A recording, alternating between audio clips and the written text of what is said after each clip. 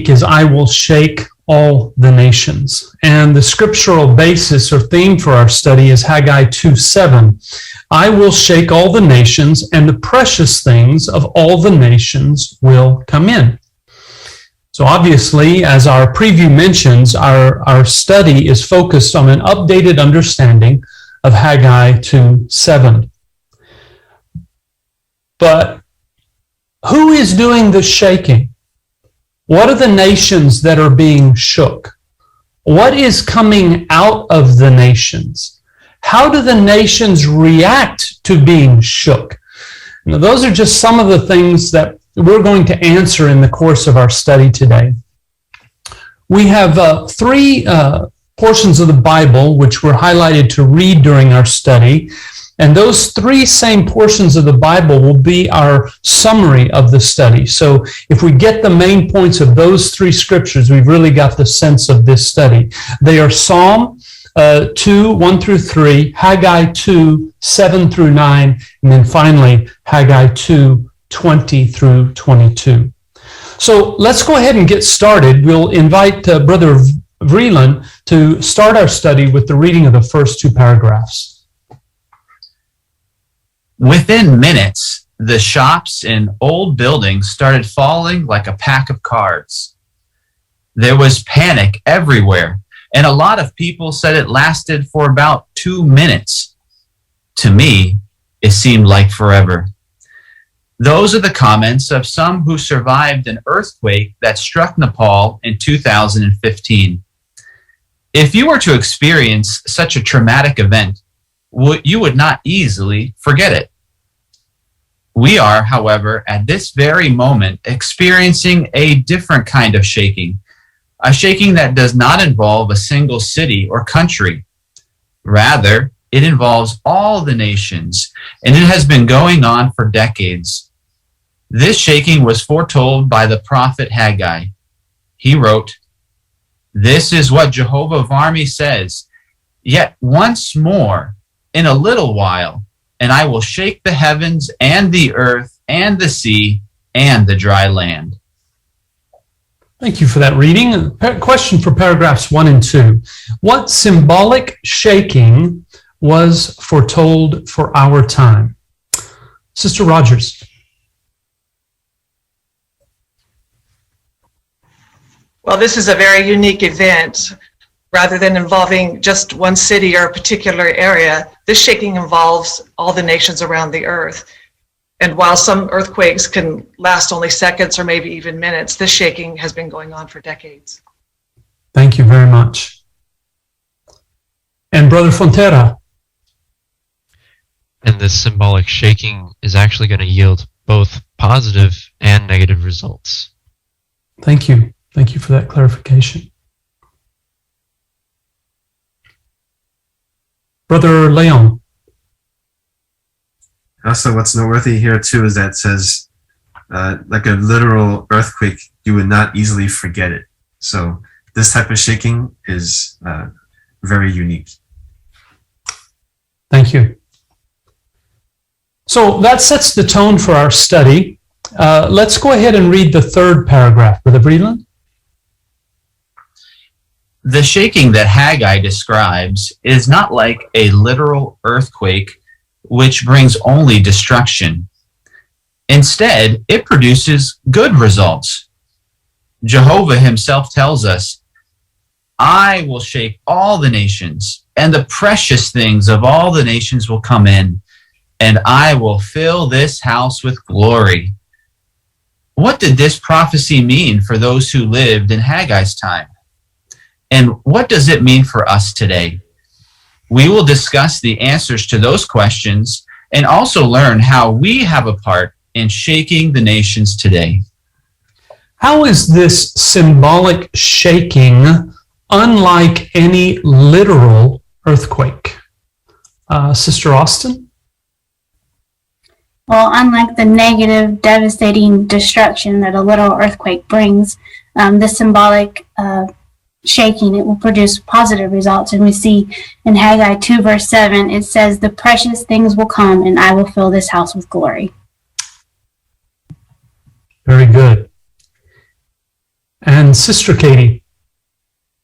And also, according to that verse in Haggai 2:7, it's Jehovah's doing it. So Jehovah is in control of that checking, and he will make sure that the results are positive. Thank you. And so what does that leave us? What questions does that leave us with that will be examined in this study? Brother Preto. See, what did this prophecy mean for those who lived in Haggai's time? And what does it mean for us today? Excellent. Brother Schultz, please. And we'll also learn how we have a part in the shaking of the nations today.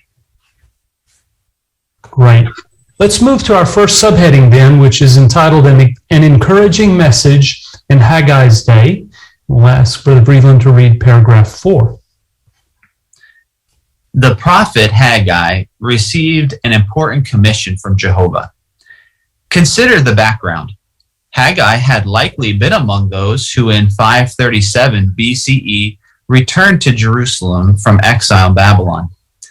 Soon after they arrived at their destination, these faithful worshipers laid the foundation of Jehovah's house or temple. But before long, a sad situation developed. They got discouraged and stopped working on the project because of opposition. So in 520 BCE, Jehovah commissioned Haggai to rekindle their zeal and motivate them to complete the temple. Why did Jehovah send the prophet Haggai to his people? Brother Royer. The returned exiles had been discouraged due to opposition and work had stopped. And Jehovah sent Haggai to provide the needed encouragement. Ezra 6:14 says that the people were urged on by Haggai.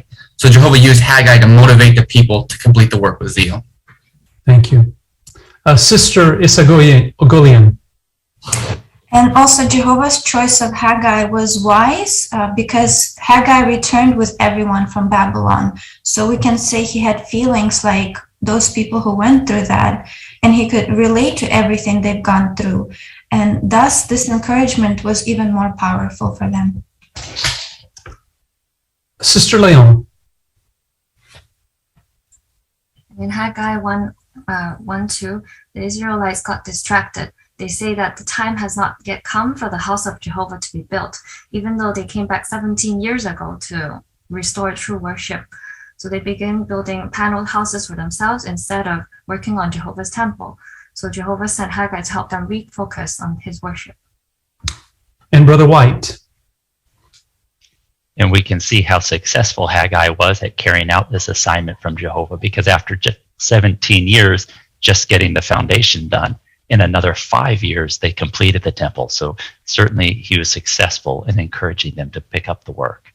Yes, he was. Sister Stanojevic. And I like the description that we find in Ezra 3:10, because it shows the kind of zeal that they had.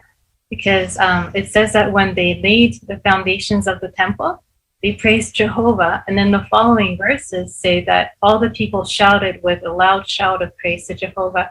Many of the men wept with a loud voice, and others shouted joyfully at the top of their voice, to the point that it was so loud that the sound was heard from a great distance. And no doubt Jehovah also heard their hearts and sent Haggai to their help.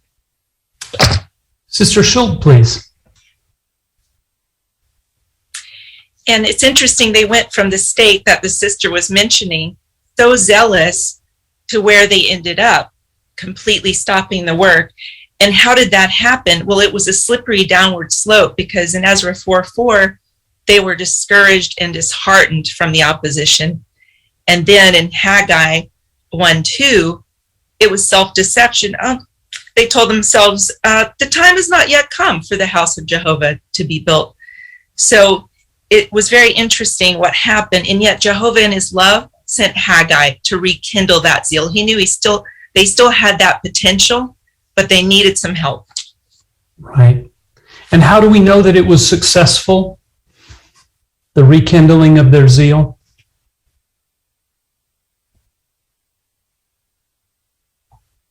Brother Schultz? Yeah, our study note helps us to, or the footnote there helps us to appreciate that the temple was completed by 515. So in 520 to 515, 5 years there, and it was completed. Right. So that success is heartening for us, and as we go on to study about further fulfillment of prophecies that Haggai gave. Let's go ahead and read paragraph 5, please. Haggai's message was designed to build faith in Jehovah. The prophet boldly conveyed these words to the downhearted Jews. Be strong, all you people of the land, declares Jehovah, and work, for I am with you, declares Jehovah of armies. The expression Jehovah of armies must have been reassuring. Jehovah has a vast army of angelic warriors under his command, so the Jews needed to rely on him to succeed. Why must Haggai's message have been reassuring to God's people?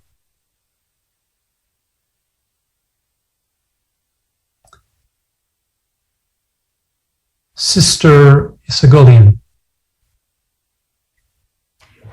Because it addressed the issue they had. They were overwhelmed and discouraged by all the nations that were surrounding them. And Jehovah reassured them that they're not alone. And he will fight for them. And he also said that he is God of armies. And also he gave them a privilege to work with him on a meaningful project. Thank you. Sister Vreeland. Yeah, and I just thought it was so beautiful how Haggai's message was so perfectly designed just for them, how it was there and it needed to build their faith up. They had been so downcast, and this must have been like a balm to their tired hearts, to really help them to find that encouragement that they needed to continue, especially knowing that they didn't have to rely on themselves. And that's a message that we can use even to today. We can feel so tired, but if we remember that Jehovah is there with us, we are not alone. Well resumed. Brother Thompson. As the people had a lot of work to do and needed some support.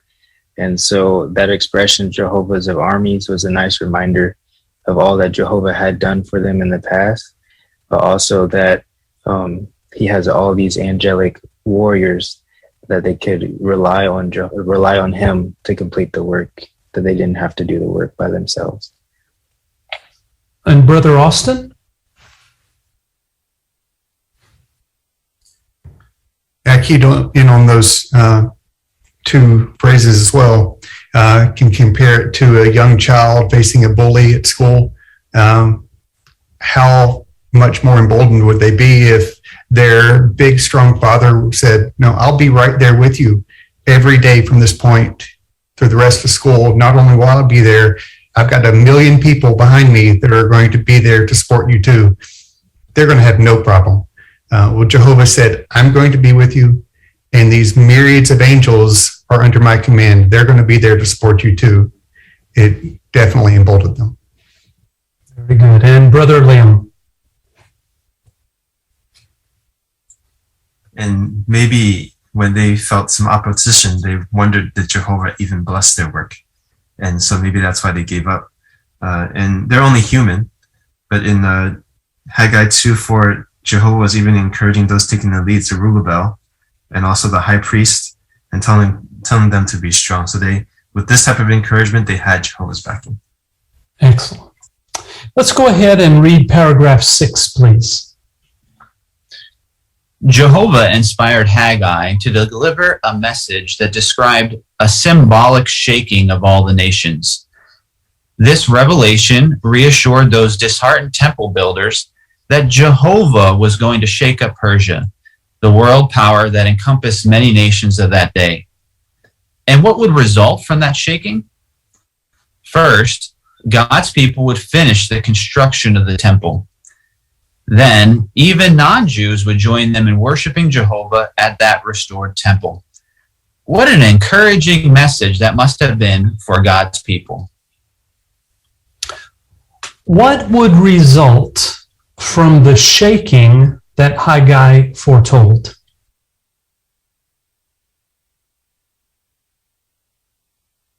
Brother White? It would result in two things. First, God's people, they would finish the construction of the temple that they had been commissioned to do.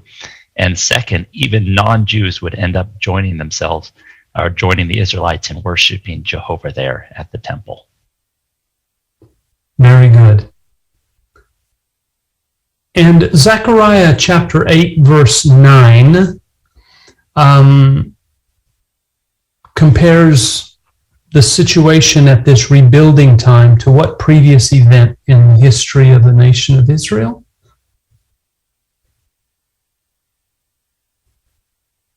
Another event which encouraged and strengthened the people, gave them assurance that it was really going to happen.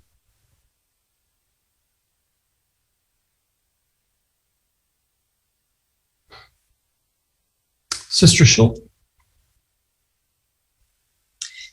Well, there it mentions the same words that were spoken on the day the foundation of the house of Jehovah of armies was laid for the temple to be built. So that would be a good reminder of what had already begun.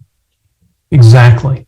If the previous project got completed under Jehovah's direction, it was successful. We know it was. This one will be successful too. So with all of that encouragement that Jehovah of armies is behind us, it's sure to happen just as sure as the previous one, it was clear that they were invigorated. So just to get our point there, in what way then did Jehovah shake the nations in Haggai's time, and what resulted from it? Brother Schultz? Well, he would shake up Persia, which was the world power at the time, and then all the nations that they controlled, to the point that it would allow his people to finish the work that they had started, to finish the temple. And then the temple, the arrangement for worship then would be there for the Jews, but also for non-Jews. So how encouraging that was for them to think about pure worship being established to that point. Fantastic. So that helps us understand that some of those precious things were people of the nations that came out and would worship Jehovah in that new temple, that restored temple. So now let's go into an earth-shaking work today, and we'll read paragraph 7. What does Haggai's prophecy mean for us today? Once again, Jehovah is shaking all the nations, and this time we are involved. Consider this fact. In 1914, Jehovah installed Jesus Christ as king of his heavenly kingdom. The establishment of that kingdom was bad news for world leaders. It meant that the appointed times of the nations, the period during which there was no ruler directly representing Jehovah, had been fulfilled or had come to an end. In recognition of that fact, particularly since 1919, Jehovah's people have been pointing to God's kingdom as the only hope for mankind. This preaching of the good news of the kingdom has shaken the whole world. What shaking work are we involved in today? And explain. Sister Troxel. Well, since 1919, we've been pointing to God's kingdom as the solution for mankind's problems. And that really has shaken the world leaders because they don't want to give up that position. And I thought that's really motivating for our personal ministry. Even if we don't see results, we know we're participating in a worldwide shaking that is affecting many people. Excellent. Very good. And Brother Preto.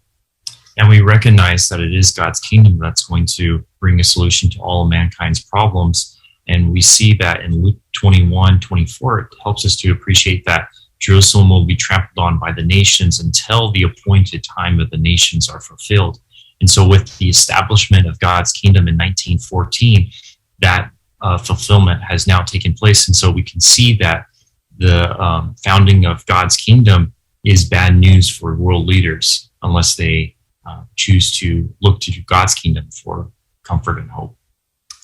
Thank you. Brother Isagolian.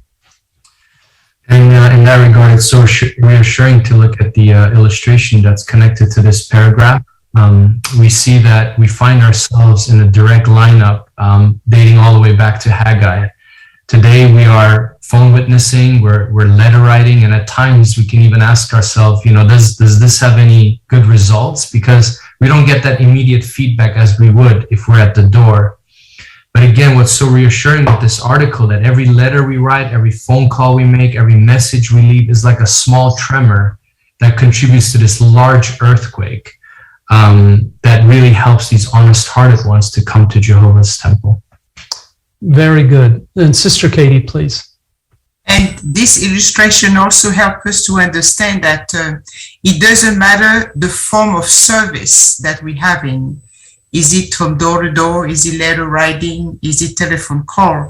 We know that the kingdom has been established since 1914, and Jehovah is the one directing the whole activity. So it doesn't matter where we are in the world. It doesn't matter what's happening in our local community. We know that Jehovah's Spirit will make that checking take place, and we just want to be a part of it. And Brother Stanojevic. And keeping in mind that the kingdom was established in the heavens, and that here on the earth we can't see it, right? So that means most people, they have not even noticed that this happened, not until we started preaching about it and pointing to the fact that we can see that Bible prophecy has been fulfilled. The kingdom has been established. And so the preaching really is the one that's causing the shaking as people become aware of this reality. Excellent. Very much. Sister Isagolian. And also, like in Haggai's time, the Israelites got reassurance from Jehovah that he will be with them. We also got a reassurance from Jesus when he gave us this command. He said that I will be with you. So it's also very similar to that. Well said. Let's go ahead and read paragraph 8, and keep in mind that illustration that still has application during the reading of paragraph 8 as well. How have people reacted to this message? Most have reacted negatively. The nations have become agitated. They refuse to accept Jehovah's appointed ruler. They do not view the kingdom message we preach as good news. In fact, some governments have even banned the preaching work. Even though many of the rulers of these nations claim to serve God, they do not want to give up their own power and authority. So just as the rulers did in Jesus' day, rulers today oppose Jehovah's anointed one by attacking his loyal followers. If we could please ask someone who would like to read a Psalm chapter 2 verses, or Psalm 2, 1 through 3, please. Sister Vreeland, please. It says, "Why are the nations agitated and the peoples muttering an empty thing? The kings of the earth take their stand, and high officials gather together as one against Jehovah and against his anointed one. They say, 'Let us tear off the shackles and throw off their ropes.'" So with that text in mind, according to Psalm 2, 1 through 3, how have the majority of the nations reacted to this message? Brother Royer.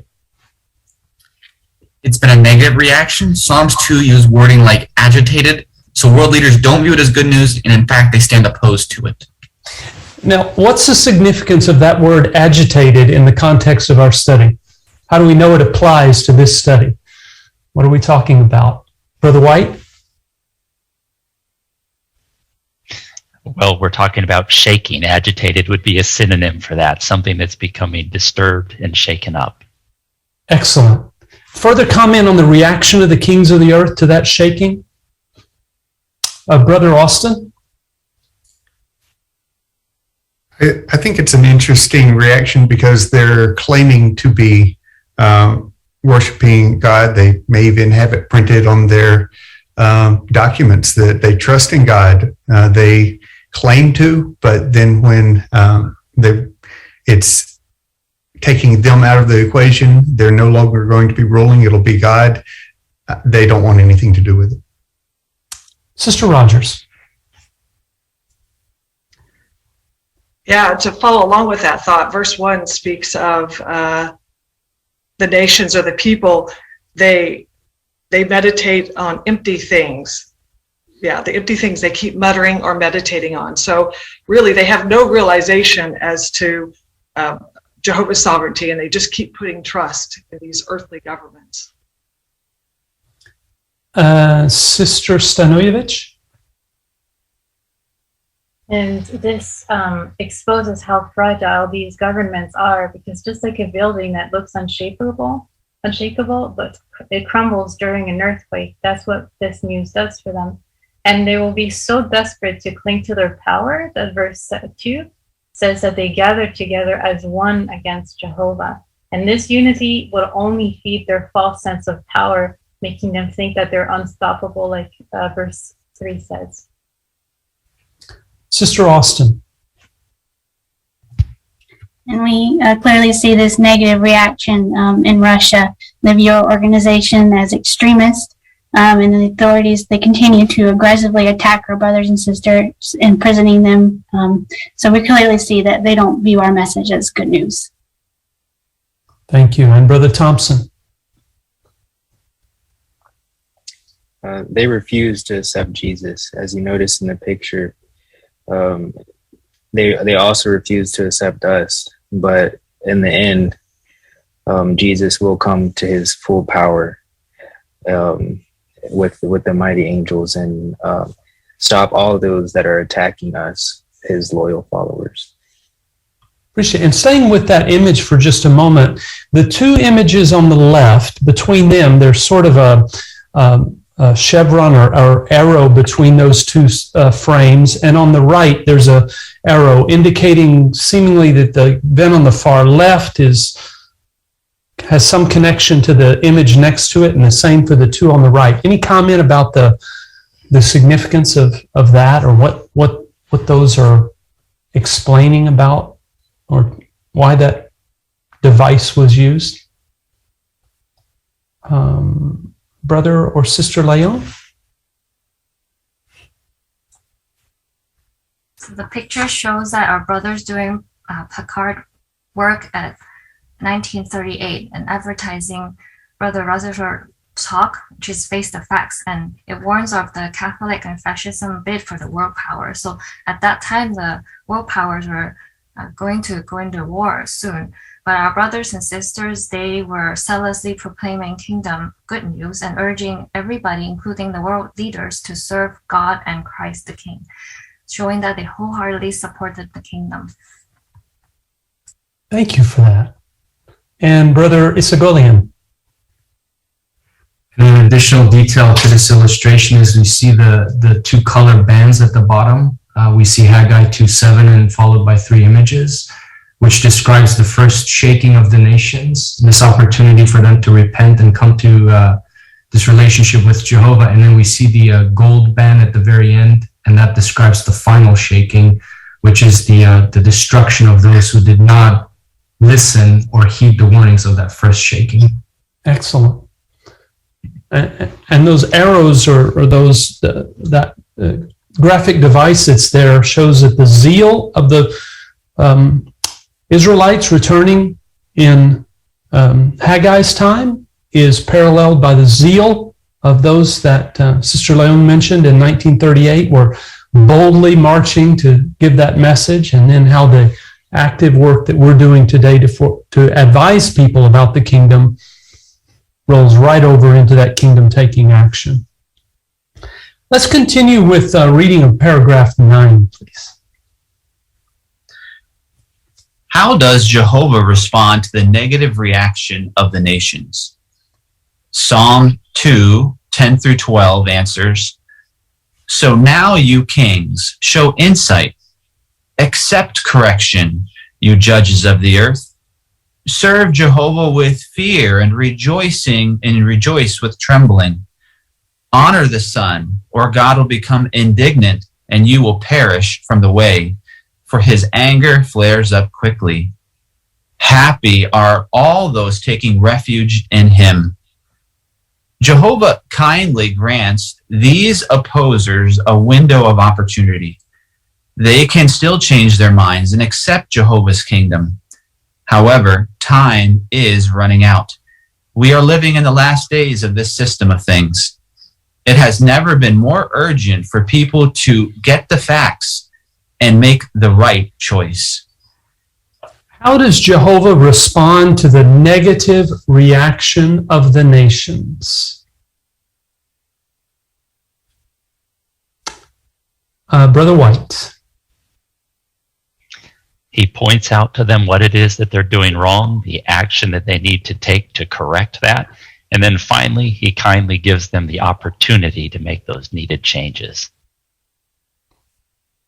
Excellent. And Sister White. It kind of reminded me of an illustration. Sometimes when you hear a parent tell a child who is misbehaving, I'm going to give you to the count of 3. So they're giving them an opportunity for that chance for that child to respond to their direction. They want that child to respond to their direction, but if they don't respond, there will be consequences. So it's same with Jehovah. He's giving these nations a chance, but if they don't respond, then he will take action. It's like he's pleading with them. It's 2.5. Very good. Brother Stanojevic.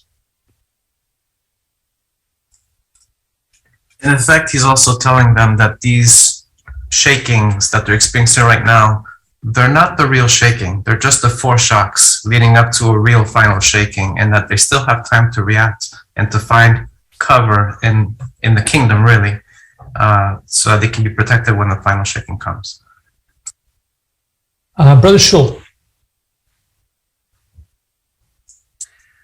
Yeah, how kind of Jehovah, right, to give this window of opportunity. And what it reminded me of is last year, we're in a global campaign now, right, to share hope. But last year, November, we were in a global campaign using What is God's Kingdom, the Watchtower #2. And the directions for that were specific to go to the world leaders of all governments around the world, federal, state, on down into municipality. Amazing to be a part of that shaking. And it just reminded me that was just yet another window of opportunity that Jehovah was giving these world leaders before this final shaking comes. Brother Vreeland, please. I was just thinking too, Jehovah's reaction really shows the difference between how people use their power and the confidence they have in their power. The nations are fearful of losing their power because they are only given limited power. And so as soon as they see this shaking going on, they want to ban people and persecute them. But Jehovah's not afraid of losing his power. He's confident in his power that he has. And so he gives them an opportunity. Hey, make the adjustment. Respect the king, or else there will be consequences. And so it gives me confidence in Jehovah's power, that he's the real source of power. These nations are only limited in their scope of authority. That's a good point. Brother Frontera. To see Jehovah's patience is really faith strengthening, and it's really nice to see, but we know that from Isaiah chapter 61 verse 2 that this is the good year, or the year of Jehovah's goodwill, but we know that there's a set time. His patience will only last so long. He has set the appointed time where his vengeance will come and he will wipe out the nations, because he can only tolerate it for so long. So that's it's comforting for us to know that this day is set in time and it won't be prolonged. Excellent. So just in summary of these paragraphs that we studied, who is it that's doing the shaking of the nations today?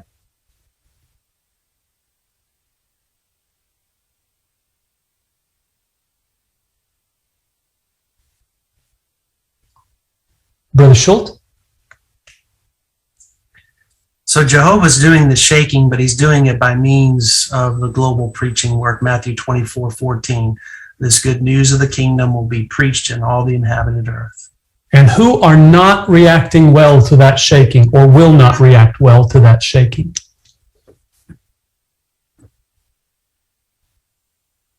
Sister Katie? The leaders of the nations, because they don't want to give up their power. Excellent. So now let's move on to our subheading, a positive reaction to the shaking, paragraph 10. The figurative shaking that Haggai foretold has a positive effect on some people. He tells us that as a result of the shaking, the precious things, honest-hearted people of all the nations will come to worship Jehovah. Isaiah, as well as Micah, foretold similar developments that would occur in the last days. Would someone please like to read for us Haggai 2, 7 through 9? Sister White, please. And I will shake all the nations, and the precious things of all the nations will come in, and I will fill this house with glory, says Jehovah of armies. The silver is mine, and the gold is mine, declares Jehovah of armies. The future glory of this house will be greater than the former, says Jehovah of armies. And in this place I will grant peace, declares Jehovah of armies. Question for 10. What positive reaction to the shaking work is described in Haggai 2, 7 through 9?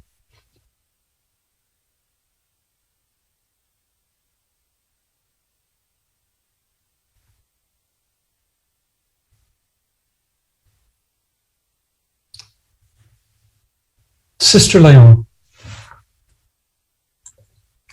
The precious things, which is the honest-hearted people of all the nations, will come to worship Jehovah. Thank you.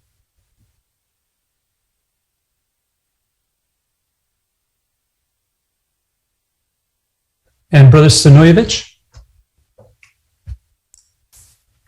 So clearly for some people, the shaking is a wake-up call where they realize, oh, I'm in a very unstable place. I need to move over to somewhere that's more stable. So it has a positive results with them. They go to Jehovah's mountain, as it's expressed in some of these verses, which is clearly a better place to go. Sister Rogers? And it's very heartwarming to see how Jehovah describes these ones that are coming out of the nations. He describes them as the precious things, describing them as like silver and gold. We know this wouldn't be like a literal physical gold or silver, because those have no value in Jehovah's eyes. But it's these ones who do make the changes, who choose, and they're bold and they're courageous to serve Jehovah with their whole heart. He really cherishes that, and that's what he considers precious. Well, let's read paragraph 11, where we we hear about the first-hand account of one of these precious things that Jehovah shook out of the nations. Consider the effect that the earth-shaking message had on a brother named Ken, who serves at World Headquarters. He still vividly remembers when he first heard the kingdom message some 40 years ago. Ken says, "When I first heard the truth from God's word, I was grateful to learn that we are living in the last days of this system of things.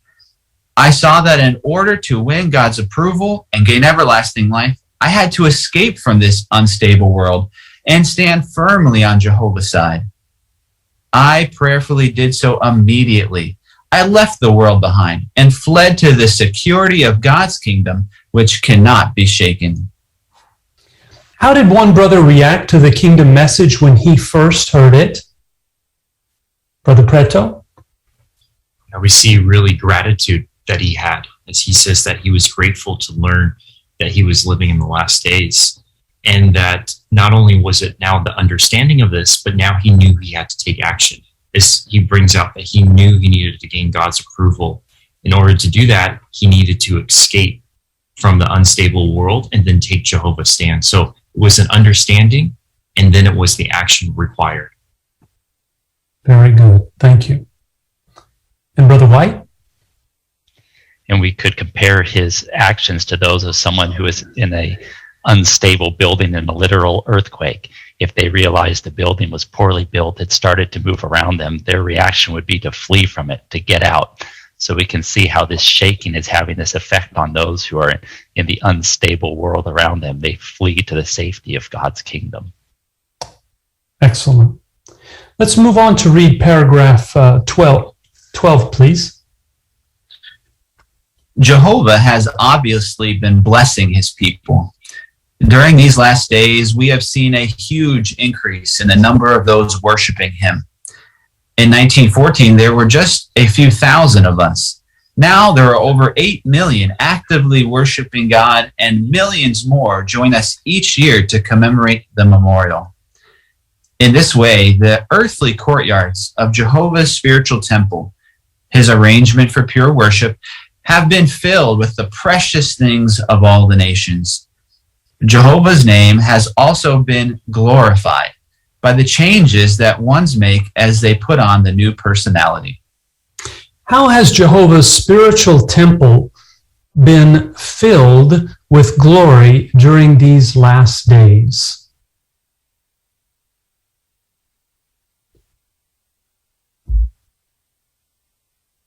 Brother Thompson?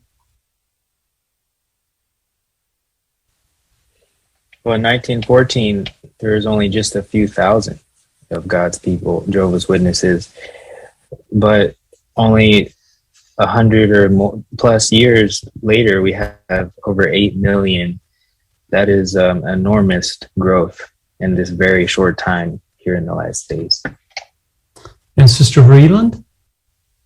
Yes, and Jehovah's name has certainly been glorified because we can see with these honest-hearted ones, over 8 million, they've had to make major changes of their personality, their lifestyles, and that has in itself brought Jehovah's name great glory.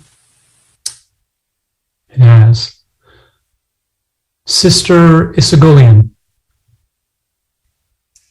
And Jehovah's temple is being filled with glory also because of different kind of changes brothers and sisters had to do when we had to change the way we preach. And they did it willingly by adjusting their ways and showed that they're loyal to Jehovah and they continue to fulfilling the assignment he gave them. Excellent. Let's move on to the reading of paragraph 13, please. These exciting developments have fulfilled other prophecies, such as the one found in Isaiah chapter 60. Verse 22 of that chapter says, "The little one will become 1,000, and the small one a mighty nation. I, myself, Jehovah, will speed it up in its own time." Because of the influx of true worshipers, something wonderful happens.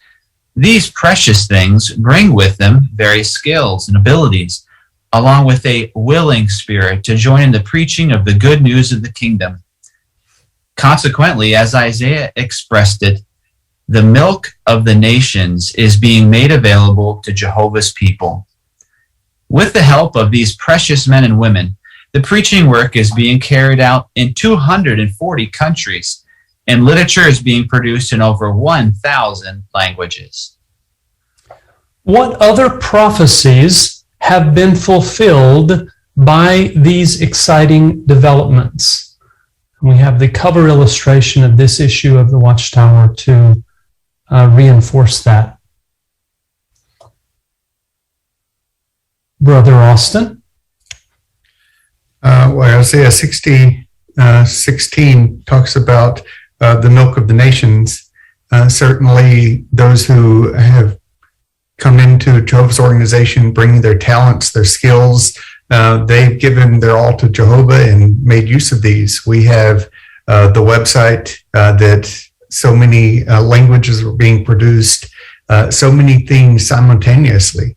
It's unbelievable. Sister Schultz. And we met someone who's an example of this. He had a background in filmmaking as a young person, but learned the truth and decided to put it aside to pioneer, but didn't really want to go to Bethel, but his wife wanted to go to Bethel. So he went. He was working on a computer in the audio video department. They started discussing filmmaking and found out about his background, and now is being used to help direct movies in the organization, for the organization. So how beautiful these precious things that come into the truth. Jehovah will discover those talents and abilities and use them. And Jehovah causes to become in that brother's case. Thank you. Brother Leon? And also we see that we're not stuck in time. We're not using phonographs to go preaching door to door anymore. But we have JW.org. We have JW Broadcasting. We have WOL Online. We also have cart witnessing, just all within the last 10 years, we've seen all these advancements. So really see how Jehovah is blessing the work. And Sister Rogers?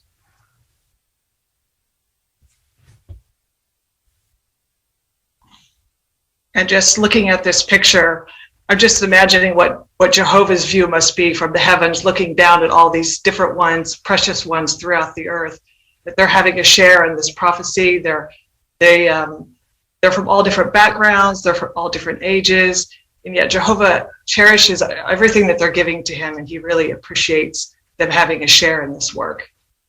And in harmony with that image, where did these precious things that are doing this work, where did they come from?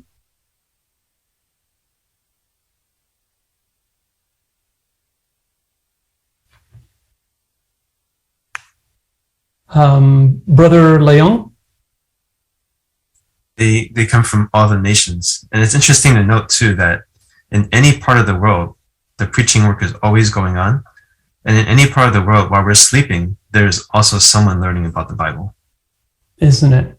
Imagine Jehovah's shaking the nations. He's getting the precious things out, and then he's using those precious things to continue shaking the nations. And as that illustration shows, they're from a vast number of cultures and languages. Beautiful. So now we get to subheading A Time of Decision. We please have paragraph 14 read. In this time of the end, the shaking of the nations is forcing people to make a decision. Will they support God's kingdom, or will they place their confidence in the governments of this world? This is the choice that all will face. Although Jehovah's people obey the laws of the government of the land in which they live, they remain completely neutral with regard to the politics of this world. They know that the kingdom is the only true solution to mankind's problems. That kingdom is no part of this world. What decision do people have to make now? Brother Royer? People have to decide who to support, the world governments or Jehovah, and it's not a choice that can be avoided. At some point, everyone's going to have to make it. Sister Katie? So the paragraph make a difference between obeying the law of the country where we live in, because the Bible, like in Romans, says that we have to obey the law. So that is something different. But now it's who are we going to support? Who are we going to give our strength and show that we are backing which government, Jehovah government or the world government? And so that's where individually we have to make a choice. Now let's see what that means for us in the reading of paragraph 15.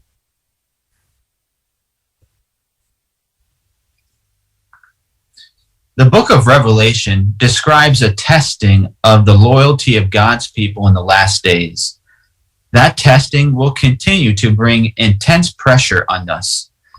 The political system of this world will demand our worship and will persecute those who refuse to support them. They will put under compulsion all people, the small and the great, the rich and the poor, the free and the slaves. That these should be marked on their right hand or on their forehead. Slaves in ancient times were branded with a mark to show who owned them. Similarly, all in our day will be expected to have a symbolic mark on their hand or forehead. Their thoughts and actions will show that they belong to and support the political systems. What great test of loyalty is described in the book of Revelation?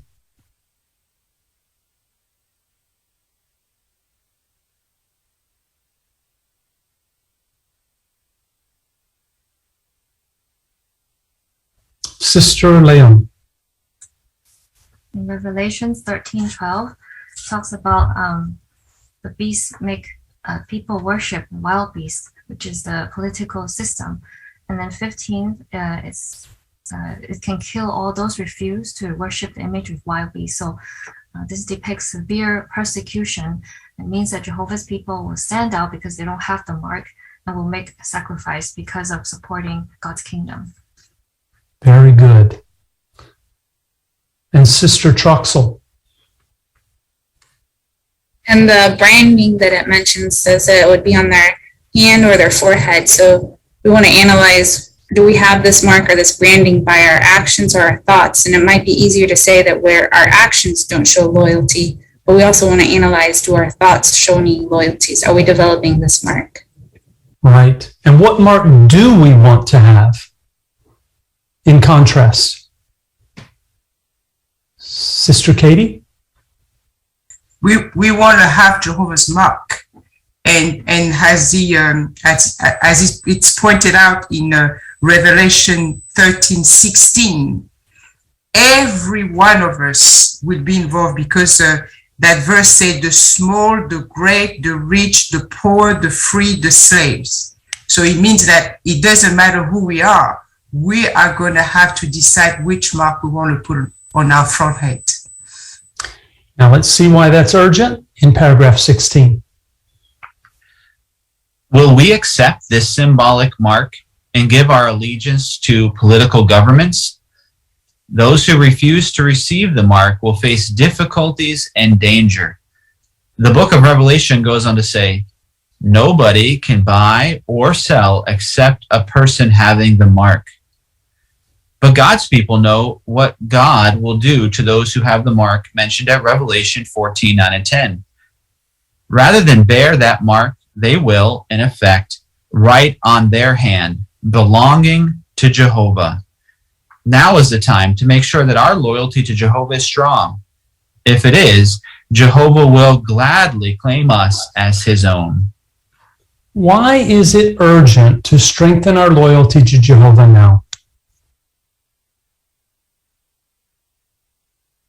Sister White? Well, our loyalty will be put under test because we don't have the mark showing our allegiance to these political governments. So instead, we want Jehovah to claim us, and our loyalty needs to be strong for this to happen. Excellent. So now let's move to our final subheading, a final shaking.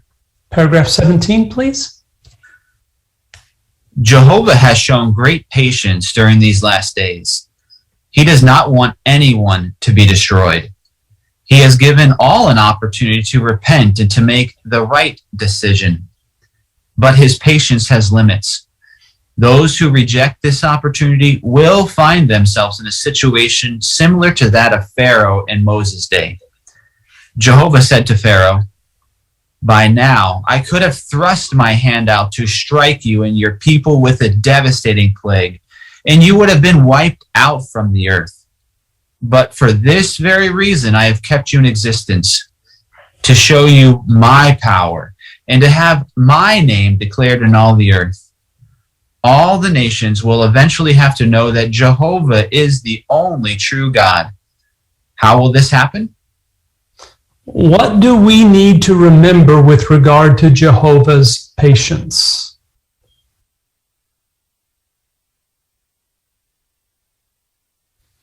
Brother White? We need to remember that that patience has limits. Throughout the scriptures, we see many examples of Jehovah's patience. One of those with Pharaoh. He showed extraordinary patience with Pharaoh.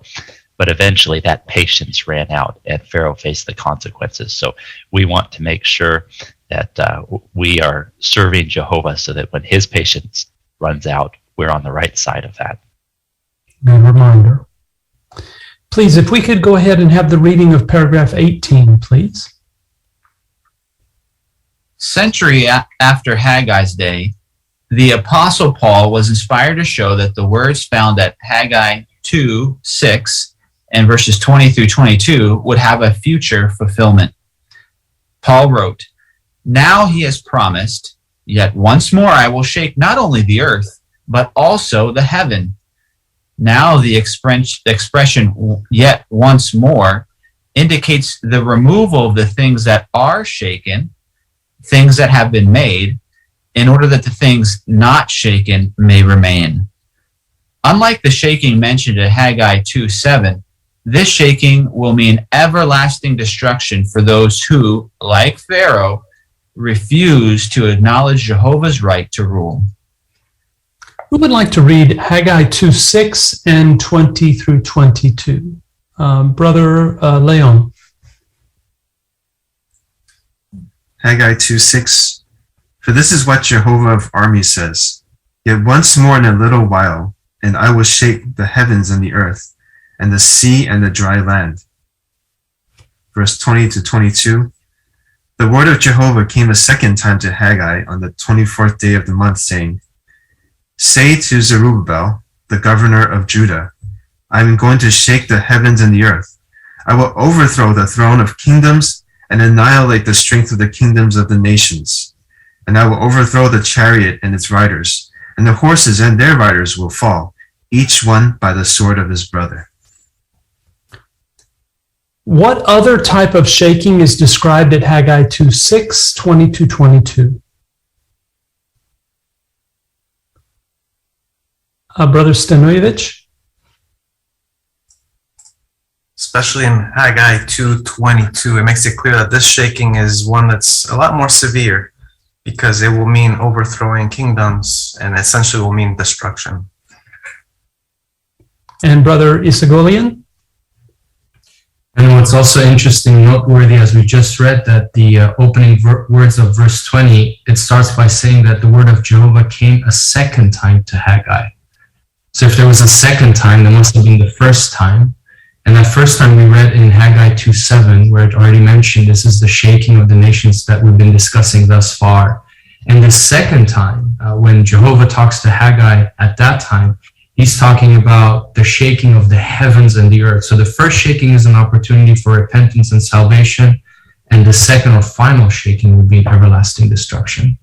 Excellent. And that pretty much responds to the second part of the question, too. How do we know that Haggai's words will have a future fulfillment? So that's clear, and that is by that little clause that Brother Isagolian mentioned. Could we have the reading of paragraph 19, please? What will not be shaken or removed? Paul continued, seeing that we are to receive a kingdom that cannot be shaken, let us continue to receive undeserved kindness, through which we may acceptably offer God sacred service with godly fear and awe. Yes, when the dust settles after this final great shaking, only God's kingdom will remain unshaken. It will still be firmly in place. What will not be shaken, and how do we know?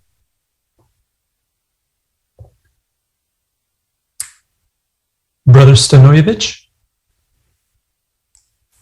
Hebrews 12:27 says that after the final shake, only the things that are not shaken will remain. And Hebrews 12:28 points out that the kingdom cannot be shaken. So therefore, Paul makes it clear in those verses that the kingdom will remain after this final shake. Sister Stanojevic. And we know that once it's going to be left standing, it will be forever, because Daniel 2:44 tells us that this kingdom will not be passed on to another, and it will crush and put an end to all human kingdoms. Excellent. Brother Vreeland, could you read our final paragraph, 20? There is no time to waste. People must choose. Will they continue to support the way of life promoted by this world, leading to destruction? Or will they work to bring their life into harmony with God's will, leading to everlasting life? By our preaching work, we can help people decide what position they will take on this important issue. May we help many more precious ones take their stand for God's kingdom. And may we keep in mind the words of our Lord Jesus. This good news of the kingdom will be preached in all the inhabited earth for a witness to all the nations, and then the end will come. Thank you for that excellent reading today, Brother Vreeland. What choice must people make, and how can we help them?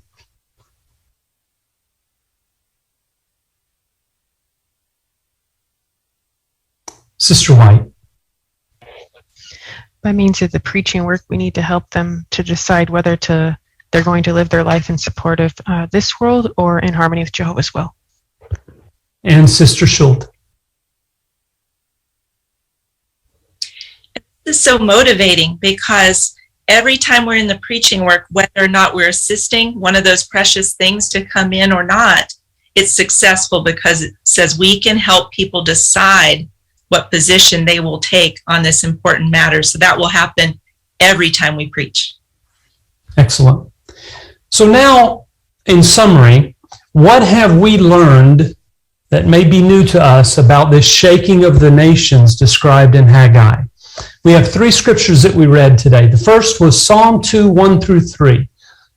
What have you learned about the shaking that was mentioned in Psalm 2, 1 to 3? Brother Stanojevic.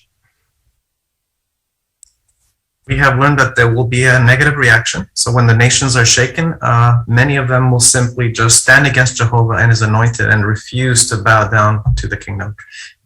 Very good. And Haggai 2, 7 through 9. Brother Royer. Verses helped me learn that the positive effect that the shaking has as precious things or honest-hearted people come to worship Jehovah, and that two of these precious ones bring with them their various skills and abilities and a willing spirit to serve Jehovah. Thus, the preaching work is being carried out on an unprecedented level. Very good. And Haggai 2, 20 through 22. What did we learn from that? Sister Rogers. That this shaking would mean everlasting destruction for those who fail to recognize Jehovah's rule. Excellent. What an excellent study about Jehovah's shaking of the nations. The good things that he's getting, but the negative impacts that it will have on some. We talked about a slave and how a slave would have a mark on themselves, a branding to indicate ownership. Many in this world will eventually all have a mark indicating that they're owned by the systems of this world, the nations of this world. We have a choice. We have a choice to put a mark on that shows we belong to Jehovah. And that is the theme of our last song.